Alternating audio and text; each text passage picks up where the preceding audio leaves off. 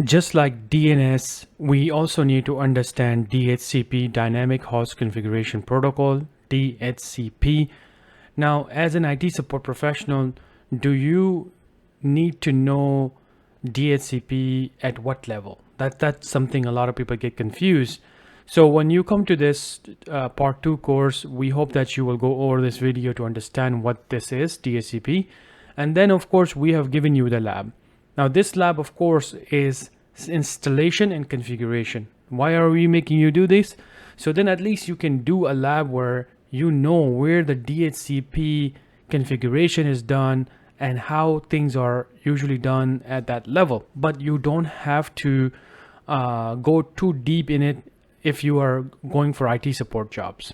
Now what this means is that, again, just like DNS, you will not be the one configuring, maintaining, and troubleshooting DHCP server.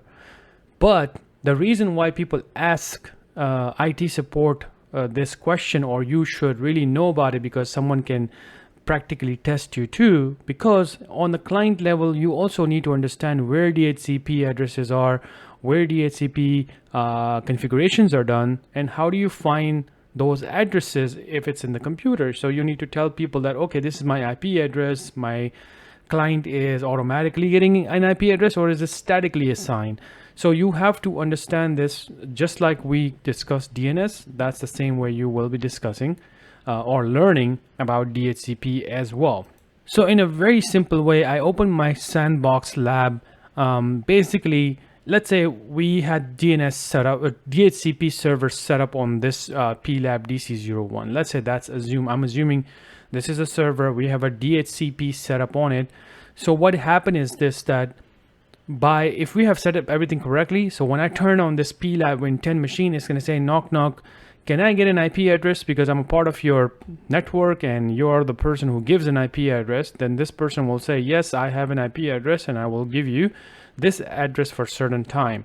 Now, if you want to test something in your home, when you connected your laptop or Wi-Fi, or even your wireless devices, when you connect to the Wi-Fi, how do you get internet access automatically? You don't go to your cell phone or your laptops and plug in IP addresses, right?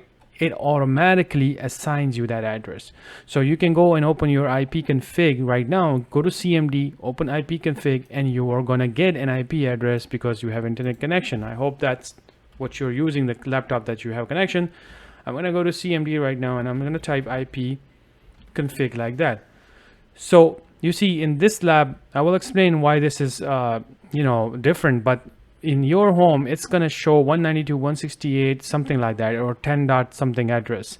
So we know that we are getting an IP address, but is it automatically done or not? That is the question. So people can trick you. They can give you a machine just like this, and they will say, okay, I want you to find if this machine have DHCP address or is it not a DHCP address. So you could simply type IP config here the same way, and we are going to do all ipconfig/all. So I want you to focus on something. Look right here, it says DHCP enabled is what? No. Now that's very important, because if you get this practical test, you will tell the person that there is no automatic IP addresses assigned to this machine. It's statically assigned. That address that I'm seeing right here, somebody have manually added into this machine, and then you can prove it to them by going into that network. And you could do this by showing it to the person. If you want to prove it, you can go to run and go to ncpa.cpl, and then we're going to go into properties, TCP v4 properties, and if you look at it right here, that is what basically this represents when it says no. So there's a static IP already assigned to this machine. If I remove this from this static machine, because the way these machines are set up, it has to work with these IP addresses, right? But in your home, it's going to be like this. If you open the same thing in your home right now, it's going to be obtained an IP address automatically for most likely 99% of the home machines. It's going to be like this. And when you type an IP address, same thing, ipconfig, it's going to actually give you an IP address from your router, whatever you're using, automatically. And then if you type the ipconfig/all, it's going to say DHCP enabled. It's going to say yes. Why? Because that's why people have no issues with internet at home, because everything is done for you. But in real businesses, most likely the computers that are in an office, when they connect to VPN, usually people don't go and call people like, okay, let me put an IP address for you, or let me add it for you, or how do I do this? It's automatically done. But in some cases, you will be asked to go ahead and type this IP address for this specific thing, printers or another one, or maybe for computer or laptops for specific reason. Maybe for some developers, you need to put this IP address on a static, so then they're not getting an automatic IP address, they're getting reserved IP addresses by an administrator. Just like DNS, there's an option for DHCP. An administrator will go in there, they will open DHCP, and then they will add these addresses and reserve some addresses. And that is something that I would highly recommend why you are doing that lab previously, where you're configuring DHCP, just to show you as an IT support professional where are things done. So then tomorrow when you're doing troubleshooting on DHCP and you are looking at it and you know, okay, why is this enabled? But when it says enable and says yes, but where is this IP coming from? Then you know, okay, you know what? This is enabled, and this server right here that has a DHCP server is giving an IP address. Now I understand, because I did this lab, I know where it is. So tomorrow when you're trying to learn something more advanced, things are very easy for you to break that mindset of a support person to more an admin person, because now you know where things are coming from and you can play around with it in these labs as well. Now for practice, what if we want to create something for ourselves that you will be experiencing in the company, like, you know, in real environment? So let's create a DHCP server. Now, when I say I'm going to create a DHCP server on this machine, who is going to do this work in real companies? This is a systems administrator, most likely a person who works on servers, Microsoft servers. And anywhere DHCP configuration will be done by someone who have more experience than IT support. But because you have access, let's go ahead and do it. You have to follow step by step, every step the way I'm doing in this lab, then it's gonna work. Other than that, if you're using your own home labs, you have to do your own research on how to configure things based on what you have in your lab system. So let's get started. So the first thing we need to do is to click on plab DC01. This is our domain controller, where currently all of these machines are manually connected, meaning somebody have went to these machines and typed the IP address. We don't want to do that anymore, right? So we're going to go back to DC01. So let's go ahead and move things. And just like any other server configuration, a systems administrator will go into a server, they will click on server manager, and they will basically click on manage here, and they will add a role. As you can see, there's no DHCP running, so we're going to go ahead and click on add a role, and we are going to create a new role-based features, and everything looks good, and IP address is already there. We are going to click on DHCP server, right? So now we are going to add a feature. We're going to click next and click next and next and install. You see, if you wanted to become a sysadmin, then you will never just do next. You would want to know, why are you doing next? What does it even mean by doing next? But at this point, you're just trying to understand that where DHCP is coming from, so you have a clear understanding how DHCP works, and at your level you will have a better understanding when there's an issue with DHCP or somebody's trying to test you for IT support type of commands and skills. So DHCP installation is completed, but we still have to complete the configuration. So when you click on complete DHCP configuration, you're basically you will get a little pop-up here, and then you're going to get this message. For now, you just click on next again, and here we will use the same username password that basically comes in Active Directory. We're going to click on commit. it may give you an error. That's fine. Like I mentioned, if you follow everything in this video, everything should work on the same lab. But if you have your own personal machines, you may have some issues going on. So here we have created this. You see both are done. We're going to click on close. Now DHCP is not fully done yet, right? We are going to close this pop-up, and you see that DHCP is there, but it's still not configured yet. So first I want to explain to you what's going on in this client machine. So when we go to this client machine, this address is done by lab support. You know, when they use it, they try to configure this so everything is working smoothly. You can see internet access is working because somebody have added that address for you. So if you go to CMD, I'm in a client machine right now, and I'm just going to type ncpa because I want to get to the networking part. ncpa.cpl. If I enter, it just takes me to the network. And if I go to properties and I go to TCP IPv4 properties, you see this information is already there. So this is an IP address of 192.168.0.4, and that's it. Like this, probably this is 5, this is 6. So there's not much after that, right? So what we're gonna do, I'm going to click on automatically get an IP address. If I click OK, I probably will lose my connection if I close this. So there you go, I lost my connection. But remember, in your lab, if you lose a remote connection, you can always go to the console, which is right here. And that's exactly why I love these labs, because you can get to back to the machine even if you lose connection. So right now we have lost the connection because there's no configuration. This machine is saying, I'm looking for an IP address, but where is that, right? So right now we're gonna go back to this machine. Whoops, we're gonna put a password. Now remember, these passwords are coming from in your lab. If you're ever wanting to know what is the password, you can click on here, this little icon. So now it says identifying. It's looking for an IP address automatically, and that's how it's done in most of the companies. When you plug in the machine, you plug them or you connect them to Wi-Fi, your home machine, it automatically goes out to your router and says, I need an address.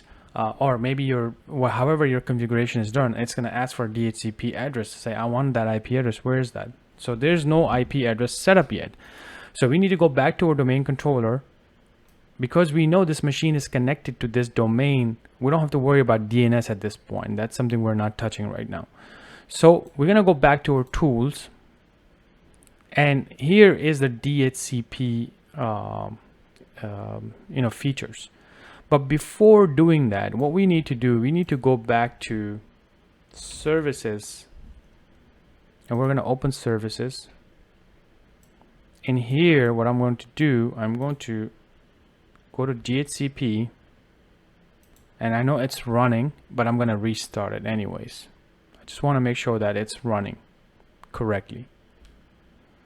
So you run the DHCP services again, you go to tools, you open DHCP, and now we need to configure DHCP because that machine is looking for an IP address, right? So we're going to come back and we're going to work on IPv4.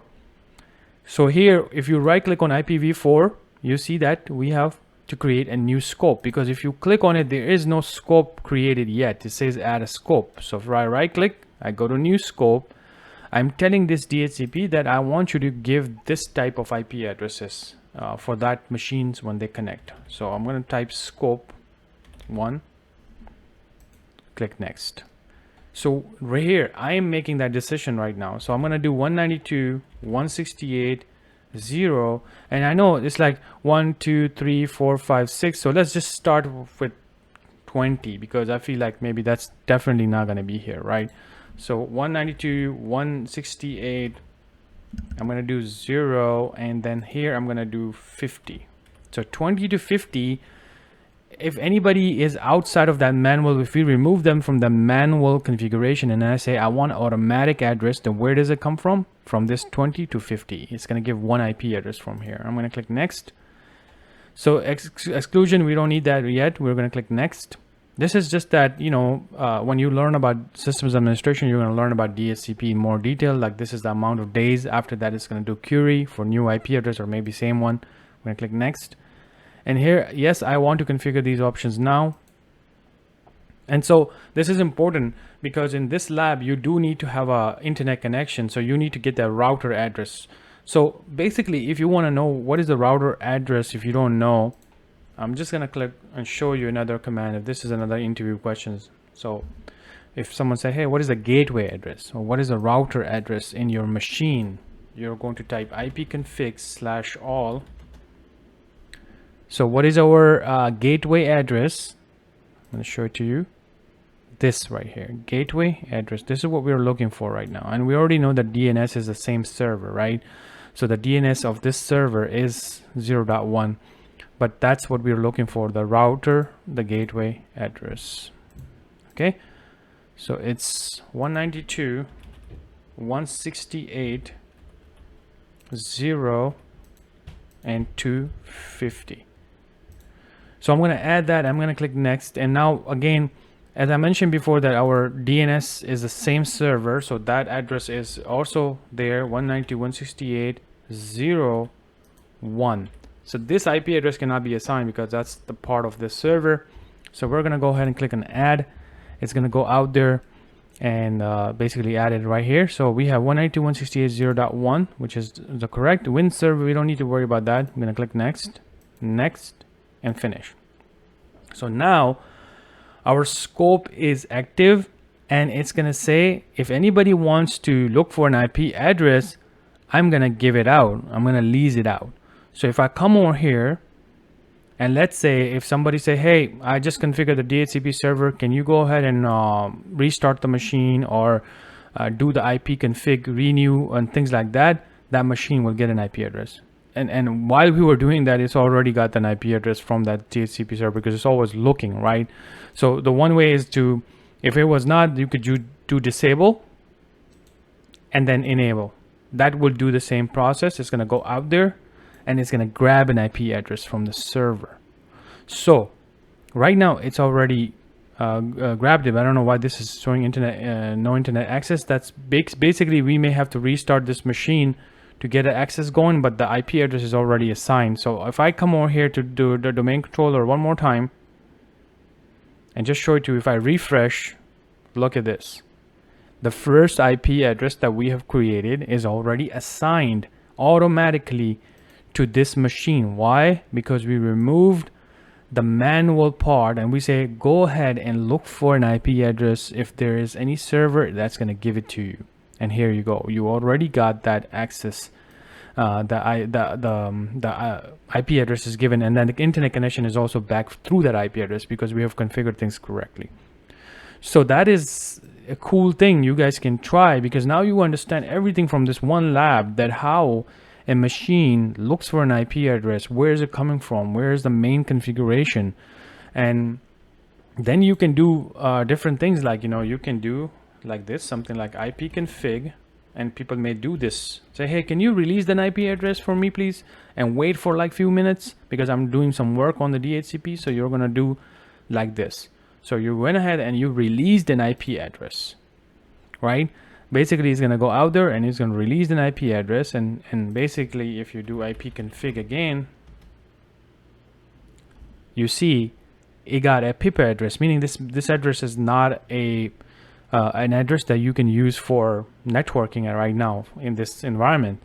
And that has basically you won't have any internet connection, things are not going to work. On the bottom you see that it's gone, that little icon. So if you see this address, then there's something wrong, either with your DHCP, with your cable, or with some other things that are happening right now on your computer. That may be a lot of issues. You have to troubleshoot your cable and things like that. Maybe take the same cable, plug it into other machine. If that's working, then you have a problem with this machine, or you may have a problem with your DHCP. So right now the person say, you know what, go ahead and you release it, but now you renew it again.